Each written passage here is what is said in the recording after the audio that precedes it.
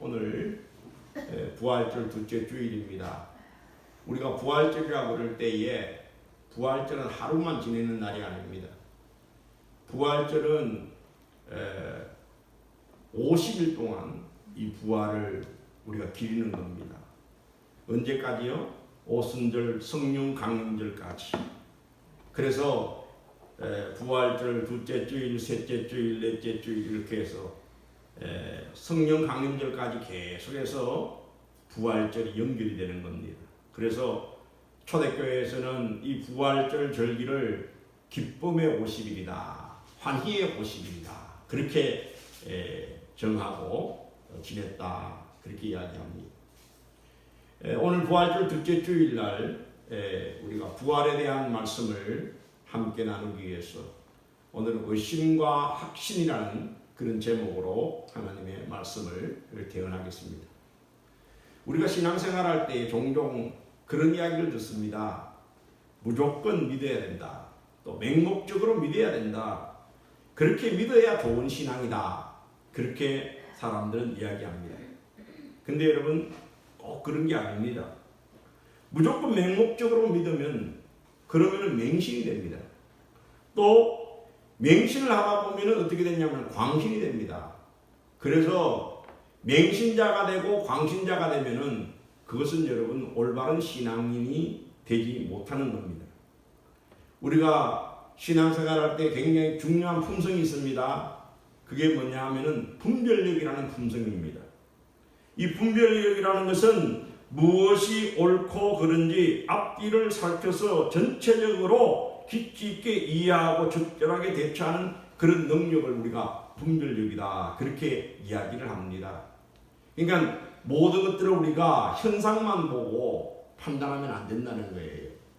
그러니까 사람이 뭐 몇만 명이 모였다, 몇십만 명이 모였다, 그러니까 여기에 진리가 있겠구나 그렇게 생각하면 안 돼요.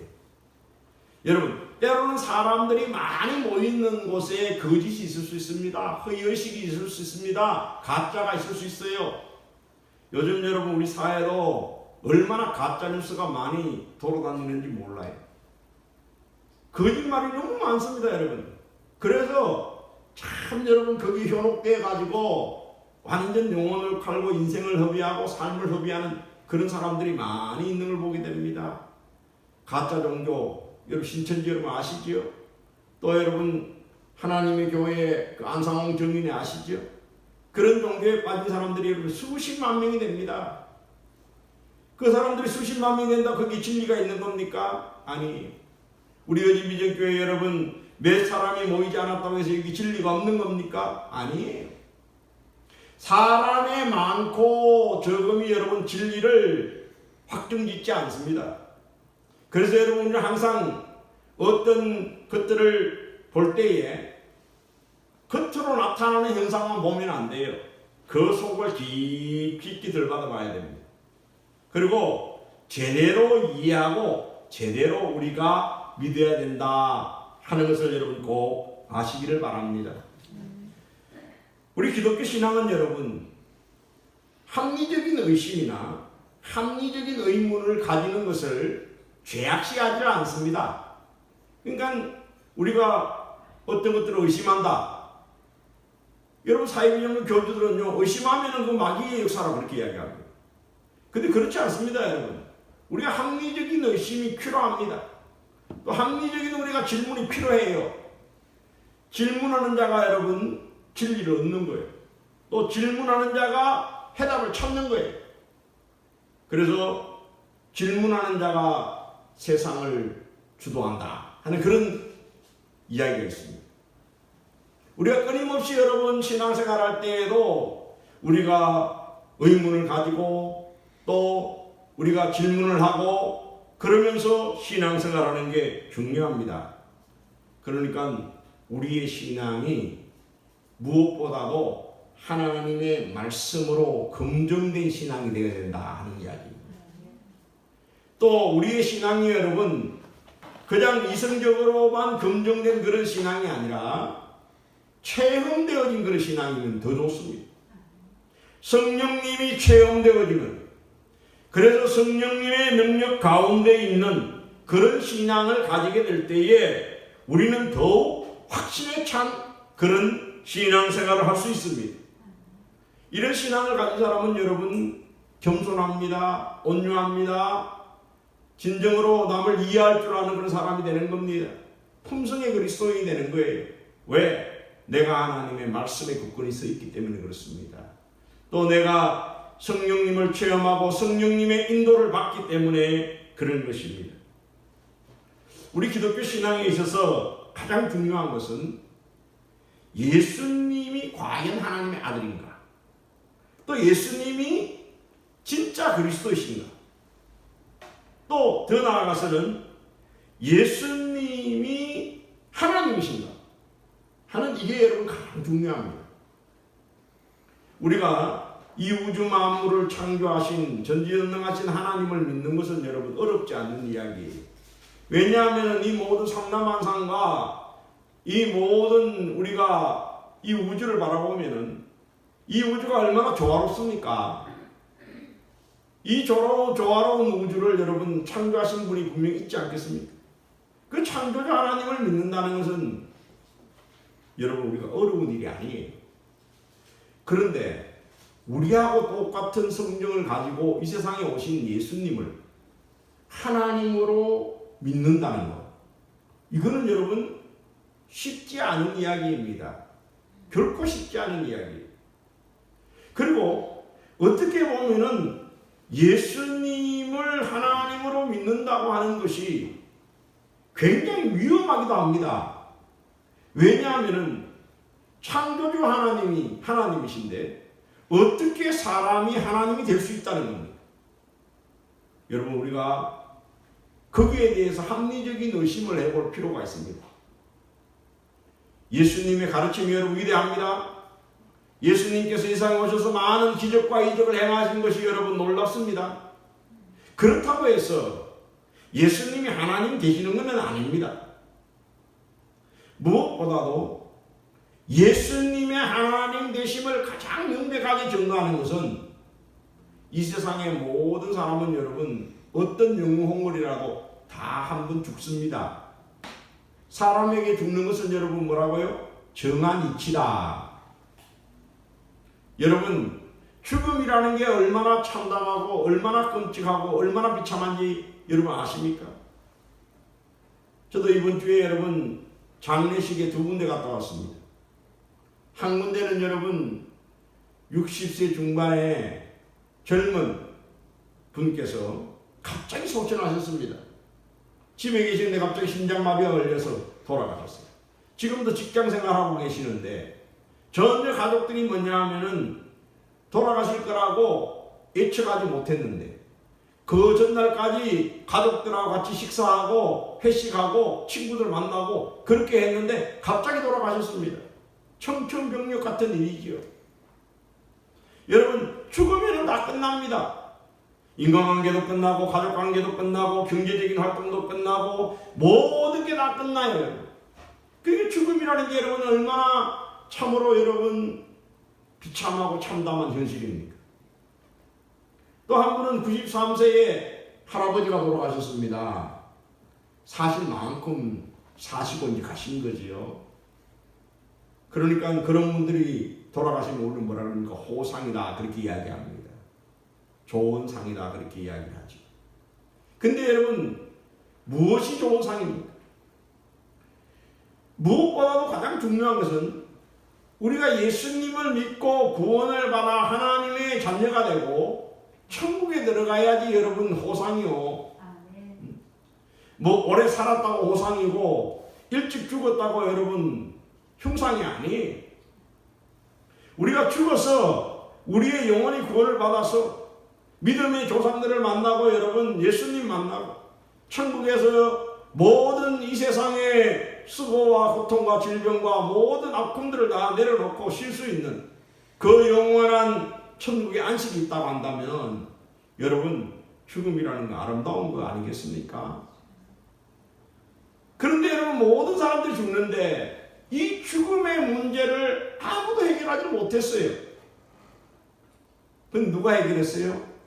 예수님께서 이 죽음의 문제를 해결하셨다는 겁니다. 그러니까 무엇보다도 예수님의 그리스도 되심, 예수님의 메시아 되심은 가장 중요한 것을 말하면 예수님이 우리의 죄를 위하여서 십자가에 못 박혀 죽으셨다는 겁니다. 십자가에 못 박혀 죽으심으로 우리 인간을 가장 불행하게 하는 요인인 죄 문제를 예수님께서 해결해 주셨어요. 그리고 인간을 가장 비참하고 참담하게 하는 죽음의 문제를 해결하시기 위해서 예수님께서 부활하신 겁니다. 이 부활하셨다는 것, 이게 여러분 놀라운 일이에요. 이 부활이 분명히 예수님이 하나님 아들 되시고 예수님이 하나님 되심을 증거하는 그런 사건입니다. 그래서 이 부활절이 여러분 중요한 거예요. 부활신앙이 중요한 거예요. 이 부활신앙을 가지게 되면은 우리는 죽음을 두려워하지 않게 됩니다. 여러분 어떤 고난도, 어떤 시험도, 어떤 역경도 부활신앙을 가지고 있는 사람은 다 이길 수 있는 그런 힘과 능력이 생기는 것을 꼭 아시기를 바랍니다. 우리 사도 요한은 여러분 이 요한복음에서 예수님의 부활에 대해서 아주 생생하게 증거하고 있습니다. 그리고 아주 구체적으로 증거하고 있습니다. 또 이 사도 요한의 이 요한복음의 이 부활의 증거가 굉장히 영적인 그런 깊이가 있습니다.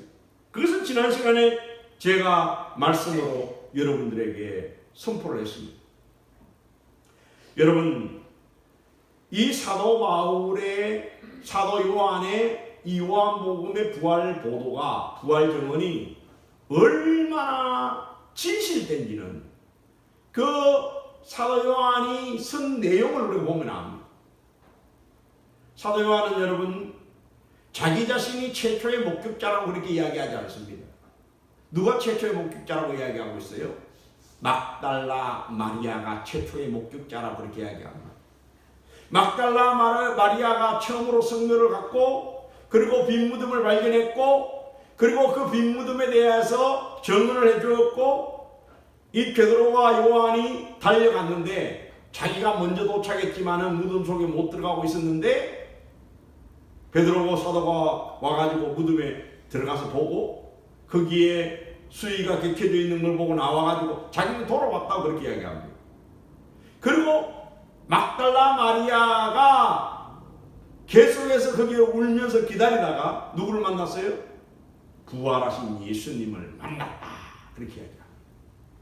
만일 여러분 사도 요한이 요한복음을 꾸며내가지고 쓰려고 그러면 여러분 어떻게 썼겠습니까? 같은 말씀은 자기가 처음 목격자다 그렇게 썼을 거예요. 그리고 자기가 기다렸다가 봤다 그렇게 썼을 거예요. 근데 자기는 뭐냐 하면은 막달라 마리아를 통해서 그 빈 무덤에 대한 확인을 받았고 갔지만 자기는 그 무덤에 들어가 보지 못하고 사도 베드로가 들어가서 보는 걸 자기 따라 들어가서 봤고 그리고 자기는 돌아왔는데 나중에 막달라 마리아가 봤다고 그렇게 이야기를 해요. 유대인들이나 고대에는 여러분 죄송한 이야기지만 여자는 사람 취급을 안 했어요. 노예나 같은 종류로 취급을 해가지고 여자들의 정은 여자들의 말은 신빙성이 없다 그렇게 생각을 했습니다. 고대 사회에서는. 근데 성경은 여러분 그 막달라 마리아는 여자가 부활의 증인이라고 분명히 이야기를 하고 있어요. 만일 이것이 꾸며낸 이야기라고 한다면 왜 여자의 증언을 여러분 하고 있겠습니까? 그러니까 성경은 여러분 굉장히 진실된 책이에요. 있는 그대로를 이야기하는 거예요. 그러니까 성경은 여러분 남녀 차별하는 게 아니에요. 누가 먼저 예수 그리스도를 목격하고 누가 먼저 봤느냐 그것을 바로 뭐냐면 진실되게 이야기를 하고 있다는 겁니다. 때로는 바로 뭐냐 하면은 여인의 신앙보다도 남자의 신앙이 더 못할 수 있고 예수님의 제자들이 한 여인의 신앙보다도 더 못할 수도 있다는 그것을 이야기하고 있는 거예요. 그러니까 여러분 얼마나 진실되면서 또 얼마나 겸손한 증언을 여기에서 하고 있습니까? 그러고 난 다음에 이 제자들은 그 안식일 후 첫날 예수님이 부활하신 날 막달라 마리아가 예수님의 부활을 목격하고 있었는데 이 제자들은 부활하신 예수님을 만나지 못했어야 할까요? 예수님의 무덤이 비어있다는 사실만 확인하고 온 거예요. 그리고 막달라 마리아를 통해서 간접적으로 예수님이 부활했다는 이야기를 들었을는지 모릅니다. 오늘 이 요한복음 20장 19절의 말씀에 보니까 이날 곧 안식 후 첫날 저녁 때에 그랬습니다. 예수님이 부활하신 부활절 그날 저녁 때에 제자들이 유대인이 두려워서 모인 곳에서 문을 닫고 있었다 그랬어요. 제자들이 함께 모여 있었습니다. 유대인들이 두려웠어요. 왜 유대인들이 두려웠습니까? 유대의 종교 지도자들이 예수님을 체포해서 가서 빌라도에 넘겨줘서 십자가에 못 박혀 죽으셨기 때문에 혹시 자기도 뭐냐 하면은 잡아가지 않을까 하는 그런 두려운 마음으로 지금 문을 걸어 잠그고 두려움에 떨면서 지금 여기에 모여 있는 거예요. 그런데 그들이 모여 있는 그곳에 문이 닫혀 있는 그곳에 누가 들어오셨어요? 예수님께서 들어오신 거예요. 부활하신 예수님은 여러분 시공의 제한을 받는 분이 아니었습니다. 시공을 초월하시는 그런 영체를 가지고 계시는 그런 육체를 가지고 계시는 그런 분이셨습니다. 제자들이 모인 그 집에 들어오셔서 가운데에 서셨다 그랬습니다. 그리고 예수님께서 뭐라고 말씀하셨습니까? 너희에게 평강이 있을지어다 그렇게 말씀했어요. 여러분 두려워 떠는 자들, 불안해하는 자들 그들에게 너희에게 평강이 있을지어다, 너희들에게 샬롬이 있을지어다 그렇게 말씀하시는 거예요. 우리가 부활하신 예수님을 만나면 우리의 심령이 어떻게 되느냐 하면요, 우리의 심령에 참된 평화가 임합니다.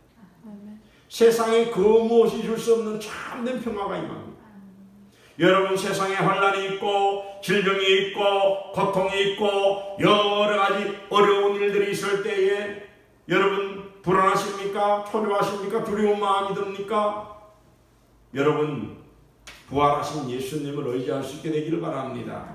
부활하신 예수님을 의지하면은 우리들의 마음속에 세상이 줄 수 없는 참된 평화, 세상이 줄 수 없는 참된 기쁨이 넘치게 될 줄로 믿습니다. 이 말씀을 하시고 손과 옆구리를 보여주시면서 제자들이 주를 보고 기뻐했다 했어요.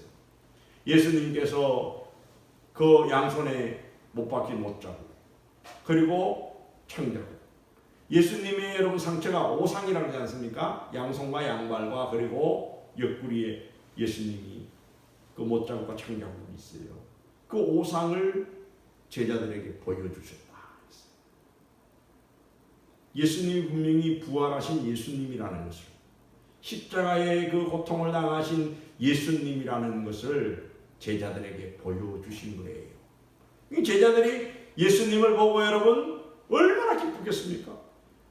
그래, 막달라 마리아가 예수님이 부활했다는데 바로 그 부활하신 예수님이 오늘 우리를 찾아오셨구나, 우리와 함께 하시는구나, 그것을 여러분 알게 되었을 때 얼마나 감사하고 감격하고 기쁘겠습니까?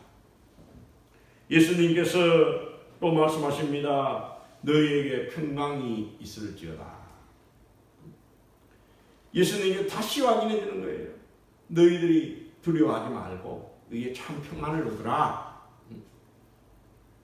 그러면서 예수님께서 아버지께서 나를 보내신 같이 나도 너희를 보내노라 그렇게 말씀하셨어요.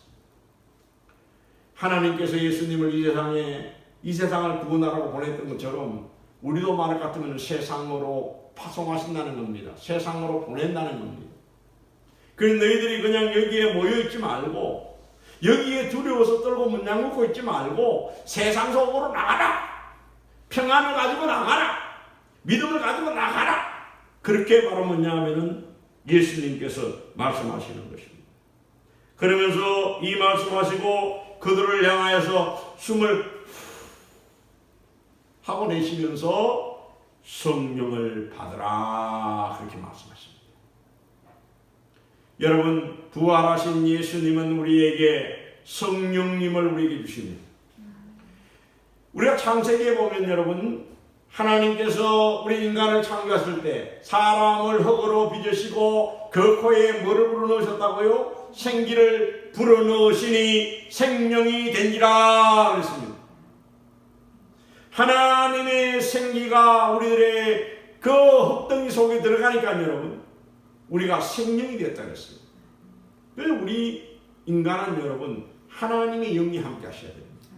성령님이 우리와 함께 하셔야, 그래야 진정한 영적인 삶을 살 수 있는, 하나님과 교제하고 교통하면서 살 수 있는 그런 진정한 하나님의 자녀가 되는 줄로 여러분 믿으시기를 바랍니다. 예수님께서 숨을 하고 쉬시면서 성령을 받으라 하는 이 말씀은 무엇을 의미합니까 여러분? 너희들이 성령을 받으라. 바로 아버지 하나님께서 흙으로 사람을 믿으시고 생기를 불어넣으셔서 생명이 되게 하시고 새로운 영으로 창조하셨던 것처럼, 이제 예수님께서, 부활하신 예수님께서 우리에게 성령을 주셔서 흙덩이와 같은, 먼지덩이와 같은 존재인 우리를 영적인 존재로, 하나님의 자녀로 새롭게 창조하시고 새롭게 빚으신다 하는 그런 말씀입니다. 그리고 예수님께서 또한 말씀을 주셨습니다. 23절 말씀에 너희가 누구의 죄든지 사하면 사하여 줄 것이요 누구의 죄든지 그대로 두면 그대로 있으리라 그랬어요. 참 부활하신 예수님이 주시는 이 메시지가 여러분 참 놀랍습니다. 우리가 예수님을 믿음으로 예수님의 십자가의 보혈의 은혜로 제사함을 받았지 않습니까? 근데 오늘 이 말씀을 보니까 여러분, 그 제사함이 그냥 예수님 믿으면 무조건 다 사해주는 게 아니에요. 조건이 있다는 겁니다. 그 조건이 바로 뭐냐? 내가 너희들의 죄를 사했으면은 너희들도 뭐냐 하면은 너희들에게 잘못한 사람, 너희들에게 죄 지은 사람, 너희들의 앞길을 가로막은 사람, 너희들에게 상처 준 사람, 그 사람을 용서해라. 그래야 진정으로 너희들의 죄가 다 사함받을 수 있다. 그렇게 말씀하십니다. 죄사함의 전제가 바로 뭐라고요? 용서라는 겁니다. 여러분, 내 마음에 상처를 준 사람, 내 앞길을 가로막은 사람, 나의 마음 같은 삶을 힘들게 한 사람을 여러분 용서한다는 것이 인간적인 감정으로, 인간적인 여러분 기분으로 할 수 있습니까? 없습니까? 쉽지 않아요. 절대로 쉽지 않아요. 여러분, 용서라는 것은 정말 인간적인 감정으로 할 수 없는 거예요. 그래서 옛날에 여러분 중국의 무협지 보면요, 전부 다 복수하고 보복하고 그런 거예요. 인간의 그 말 같은 원초적인 감정은 원수를 사랑하는 게 아니에요. 원수를 복수하는 거예요. 보복하는 거예요. 끝까지 따라가가지고 말할 같으면 죽여야 돼요. 내 아버지의 원수, 내 형제들의 원수, 그리고 뭐 내 자식들의 원수, 나 자신의 원수는 말을 끝까지 가서 말하고 보복하는 게 이 세상의 논리예요. 근데 예수님은 우리에게 뭘 말씀하세요? 용서해라. 니한테 죄를 지은 자, 니한테 잘못한 자, 니한테 상처를 준 자를 용서해라 말씀합니다. 근데 여러분, 그게 잘 안 돼요. 어렵습니다. 그래서 바로 뭐냐면 뭐가 필요하다는 겁니까? 부활하신 예수 그리스도의 영인 성령을 받으라 말씀하십니다. 우리가 성령을 받고 성령에 충만하면은 하나님의 사랑에 충만하게 되고, 하나님의 사랑에 충만하면은 우리가 여러분 원수까지도 사랑할 수 있게 될 줄로 믿습니다. 원수까지도 용서하게 될 줄로 믿습니다. 나에게 상처를 준 사람, 나의 마음을 아프게 한 사람, 나의 앞길을 가로막은 사람까지도 여러분 그 사람을 긍휼히 여기는 마음이 생기게 되고, 그 영혼을 불쌍히 여기는 마음이 생기게 되고, 그 영혼을 위해서 여러분 기도할 수 있게 되고, 진정한 용서의 삶을 실천할 수 있게 된다는 겁니다. 부활하신 주님이 우리에게 주신 메시지예요. 내가 너희의 죄를 사해 준 것처럼 너희도 너희에게 죄전자를 사해 주라. 그래서 여러분 우리가 주기도문에도 분명히 말씀하셨어요. 우리가 우리에게 잘못한 자를 사해 준 것처럼 우리의 죄를 용서해 주시옵소서. 그렇게 우리 기도하지 않습니까? 여러분 오늘 이 시간에 여러분 마음에 걸리는 사람 있습니까? 여러분들의 삶에 상처를 주고 힘들게 한 사람 있습니까? 그 사람들을 다 용서할 수 있게 되기를 바랍니다. 긍휼히 여기고 그 영혼들을 위해서 여러분 기도할 수 있게 되기를 바랍니다. 그럴 때에 여러분 그 용서는 누구를 위해서 하느냐? 그 사람을 위해 하는 게 아니에요. 용서하면은 내 마음이 기뻐요. 여러분. 용서하면 내 마음이 자유를 얻는 거예요. 용서하면은 여러분 내 유전자가 춤을 추는 거예요. 용서하면 내 세포가 건강해지는 거예요. 여러분. 용서하면 바로 뭐냐면 내 영혼의 양약을 얻는 거예요. 그래서 여러분 용서는 바로 나를 위한 내가 바로 받는 그 용서를 통해서 뭘 받아요? 축복을 받는 거예요. 내가 그 용서를 통해서 은혜를 받는 거예요. 그리고 예수님께서 떠나셨습니다.